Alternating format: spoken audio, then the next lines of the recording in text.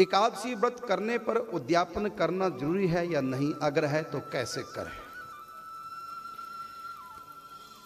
उद्यापन करना जरूरी नहीं, लेकिन यदि मन्नत मान करके एकादशी करी कि मैं 26 एकादशी करूं। टोटल कितनी एकादशी होती हैं? बोलो। महीने में कितनी एकादशियां होती हैं? 2। साल में कितनी हो गई? टोटल कितनी हुई? और मेरे मुख से क्या निकला? 26। कितनी होती हैं? 26 के 24। जोर से बोलो, कंफ्यूज क्यों? कुछ लोग 26 कह रहे, कुछ लोग 24 कह रहे हैं। अरे पुरुषोत्तम महीना, मल मास, लौंद का महीना जिसको आप लोग कहते हैं, 2 एकादशियां वहां की भी तो होती है जो तीसरे साल पड़ता है। तो टोटल कितनी हो गई? हाँ, तो 26। कहीं यदि मन्नत माने कि मैं 26 एकादशी व्रत करूंगी, मेरी ये मन्नत पूरी हो जाए, तो फिर उसको उद्यापन करना जरूरी है। और जो सीधे भगवान के लिए रख रहे हैं, करने की आवश्यकता नहीं। करना चाहो कर सकते हैं, लेकिन करने की आवश्यकता नहीं। कर भी लो, इस बहाने से थोड़ा दान पुण्य हो जाएगा, परोपकार हो जाएगा, विप्र सेवा हो जाएगी, अन्न का दान हो जाएगा, वस्त्र का दान हो जाएगा। इस बहाने से कर लेना चाहिए, अच्छी बात है। बाकी ये नहीं कि करना ही जरूरी है, ऐसा नहीं। करना चाहो तो कर सकते हैं, लेकिन मन्नत अगर मान रखे तब जरूर करना चाहिए। अच्छा, यदि कोई भगवान के लिए भी कर रहा है, बीच में उद्यापन कर सकता है, लेकिन उद्यापन करने के बाद भी व्रत को छोड़ना नहीं है। व्रत मरते दम तक चालू रहेगा। यहां तक कि मर भी गए, कहीं एकादशी को ही मर गए, मरे हुए भी व्रत करना है, क्योंकि पिंड दान दिया जाता है। इसलिए संस्कार एकादशी को नहीं करवाना, कह के जाना, द्वादशी को करो।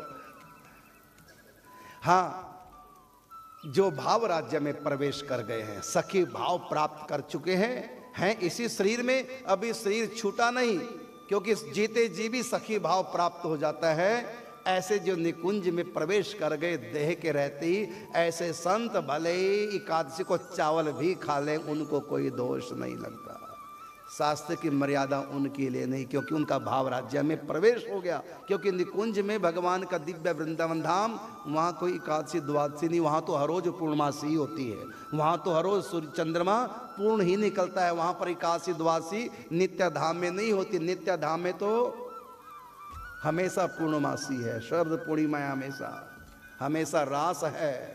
इसलिए जिनका भाव राज्य में प्रवेश हो चुका है, उनके लिए तो कोई भी रूल नहीं है, बस प्रिया प्रीतम को लाड लड़ाएं। लेकिन जो अभी संसार में फंसे हैं, उनके लिए तो शास्त्र का नियम ही पालनीय है, और नियम का उल्लंघन न करें।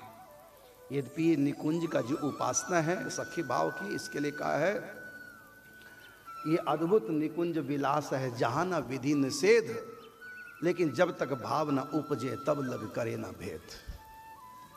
ये उपासना विधि निषेध से आगे की है, लेकिन जब तक वो भाव पैदा ना हो तब तक विधि निषेध का पालन करें, बाद में आवश्यकता नहीं करने की।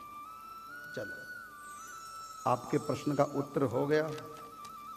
और कहा कि जुरी है नहीं, बता दिया। जुरी तब है यदि मन्नत मान रखी है, नहीं तो आपकी जैसी चाहे वैसा करें। और अगर है तो कैसे करें, उद्यापन कैसे करें? तो इसका नियम तो बड़ा खर्चा होता है इसमें। 26 ब्राह्मणों को भोजन कराओ, 26 वस्त्रों के जोड़े दान करो, सबको 26 सोने की अंगूठियां दो। नहीं, सच सच कह रहा हूं। ये तो अम्बरीश जैसे राजा महाराजा ही कर सकते। इसको बोलते हैं राशि ठाट बाट से उद्यापन करना। लेकिन व्यक्ति को अपनी औकात दे करके, श्रद्धा दे करके, अपना समर्थ दे करके करना चाहिए। जितना कोई कर सकता है करे, अधिक से अधिक करने की कोशिश करे। ये तो दान पुण्य जितना ज्यादा करोगे उतना ही पाओगे। बाकी जिससे जैसे बने।